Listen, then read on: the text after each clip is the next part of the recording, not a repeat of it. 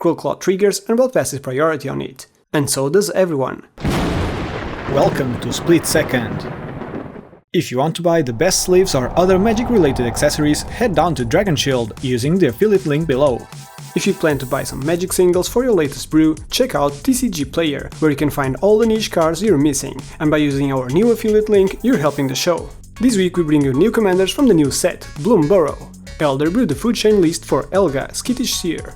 Since repeatedly casting Mist Howl Griffin allows him to draw the whole deck, and from there it's a matter of choosing the finisher. David, known for his Sultai love, pick up Glarb, Calamity's Augur, a Doomsday list inspired by AFK's own list. Spicy Doomsday lines requiring no spell casts and other Sultai good stuff are coming. Josh built a spicy Flubs the Falls list, with breach lines and an alternate full chain line to go all in, filtering through the deck influenced by our friend Marco. Lastly, wait, what? No more frogs? Well, Ball was pretty hyped with the new Weasel, infamous Cruelclaw, a turbo peer deck with some spicy post-combat combos to win the game. Elder is going first and he mulligan once, finding a Breeding Pool, Bosejo and a Plains for lands. Finhorn Elves for ramp allows for return to commander, and from there an evoked Muldrifter draws him 3. Teshar also cantrips, and it's mainly a recursion piece that triggers on cast and then he can pivot through Whirly Tutor. David kept his first 7 with 2 different combo pieces and protection, Breeding Pool and Scalding Tarn as single lands, but with a Sol Ring and Feather Stone for ramp. These generate 3 mana, so a tutor or manual drawing Dramatic Reversal allows him to generate infinite mana, and with his commander he can surveil his entire deck. Otherwise, Chain of Smog is also only missing 1 creature to win. With all this, he still has Fierce Guardianship for interaction. Josh was unfortunate to mulligan down to 5, not wanting to go lower since he's third to play. City of Brass, Wooded Foothills and Arid Mesa for lands will at least allow him to slowly keep up the pace through early ramp and fetching surveilled lands. Cursed Mirror could end up copying a Dockside or something else, and even if he becomes Hellbent, his top decks will always cantrip. He sends Shifting Woodland and Force of Will to the bottom. Finally, Ball mulligan once and found quite a strong hand, literally full of tutors. Single Badlands for lands with a mana crypt for ramp. Imperial Seal and Scheming Symmetry are the bread and butter of his commander, so he just needs to find some mana and protection to go off. Green Tutor, Gamble and Entomb will serve just that. Ready for the match? Elder starts the game with an untapped Breeding Pool, paying 2 life. He casts Finhorn Elves and passes. David plays his Scalding Tarn and cracks it for an Underground Sea. He casts Sol Ring and follows it with a Felor Stone, passing the turn.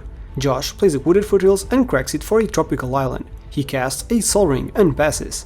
Ball plays a Badlands and casts a Mana Crypt. He then casts an Imperial Seal and searches for a Dockside Extortionist to the top, ending the turn. Elder plays a Marsh Flats and cracks it for a Tundra. He then casts his commander, Helga, cEDH Seer, and sends it to David. He plays an untapped Breeding Pool, paying 2 life, and casts Talion, the Kindly Lord. It resolves and he chooses 2 as he enters. We're back to Josh. He plays his Scalding Tarn and is forced to pass, not finding much fuel. Ball untaps and takes 3 from the crypt. He draws and casts Dockside Extortionist, triggering Talion, losing 2 life, and David draws. Dockside resolves and he creates 3 treasures. From there, he uses the floating mana and casts his commander, the infamous Cruelclaw, hoping his opponents let the guard down for his next turn. Elder now gets to his turn, plays a Plains and evokes his Muldrifter, triggering his commander and also Talion, losing 2 life and David draws. Helga gets a +1/+1 counter, makes him draw a card and gain 1 life, and once Muldrifter resolves and ETBs, he gets 2 more cards. Not wanting to discard at cleanup as he's full of juicy cards, he fires his Whirly Tutor and searches for a Mockingbird to the top, now passing with 7 in hand. David plays an untapped Overgrown Tomb, paying 2 life, and casts his commander Glarb, Calamity's Augur, allowing him a future side of his top card, ending the turn. In the end step still, Josh cracks the fetch and finds an Edge Maze, triggering to surveil, and he bins a Conspiracy Theorist. He gets to his turn and finds Force of Will once again, so he plays a Volcanic Island, and not having another blue card in hand to pitch it to, he just passes fully untapped. Ball untaps and once again takes 3 from the crypt. Considering Josh is fully untapped and David is a very safe player, he just proceeds to combat without firing one of his tutors. He sends Cruelclaw towards Elder and Dockside towards David, asking him to block, so Elder can't clone it. David does block the Goblin and Cruelclaw triggers. While players were expecting a Vampiric Tutor in response to it, Ball just passes priority on the stack, and let's see what comes off of it. He reveals a Jewel Lotus, so unfortunate for him. He decides not to discard anything to cast it and proceeds to his second main phase. He plays his Sulphurous Springs and casts a Green Tutor, hoping to find some protection. However, David says no by casting a Swan Song, and Ball sadly passes. Elder is also a bit sad as he draws his clone, but if he can't have a Dockside, well, at least he goes for a Talion clone. He casts Mockingbird x equals 3, so his commander triggers once again, putting a +1/+1 counter and providing a card and 1 life to Elder. Everyone passes priority and Mockingbird enters as a copy of Talion. Elder also chooses 2 for it, unknowingly stopping David's plans to go for an ISO-Rev win. He then plays an Ancient Tomb and passes. David top decks nicely, he casts a Counterbalance, and Josh is having flashbacks of his last game against Baal on Talion. Elder pauses for a second but lets it resolve, so David just passes.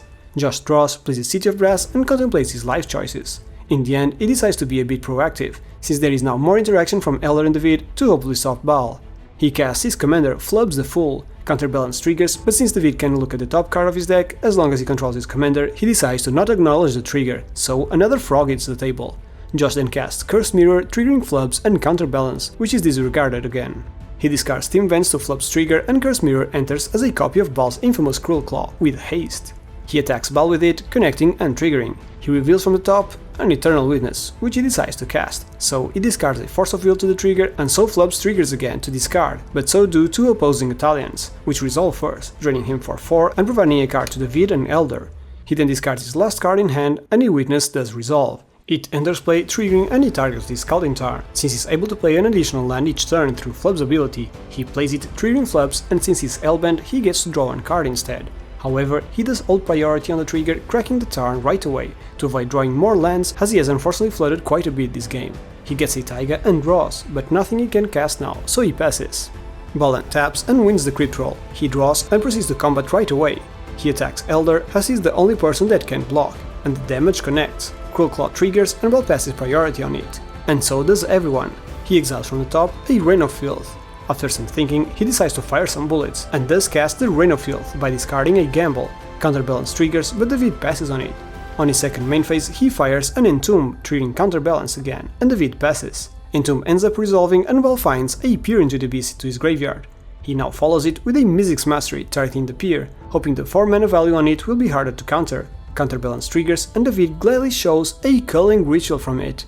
Baal passes, hoping to wheel next turn. In the end step, Elder channels a Boseiju on David's Counterbalance, and David fetches up a Tropical Island, actually glad for the shuffle as he doesn't want to draw the Culling Ritual. Elder untaps for his turn, and he's at the moment of carefully counting mana to go all in for the win. He plays an Otawara and proceeds to the cleanup step. David holds him in the end step to activate his commander to surveil 2, and guess what? Culling Ritual was second from the top again, so he bins it right away. Elder then discards Stashar, and we're on David's turn. He is also 1 mana short from attempting to win, so he sets up with a Jewel Lotus to bargain his drawn Besiege the Mirror, and then casts a Birds of Paradise for the lack of lands, ending his turn. Josh draws and considers his options. He then fires an Invasion of Ikoria, x equals 4. Flood triggers and he discards a land, becoming Hellbent again. While Sabertooth was the main idea here, Elder says, I kinda want that mana for me. "Oh!" Talion triggers and David gets to draw. Josh hopes David interacts here, but he won't, so Josh has his plans go down the drain and passes.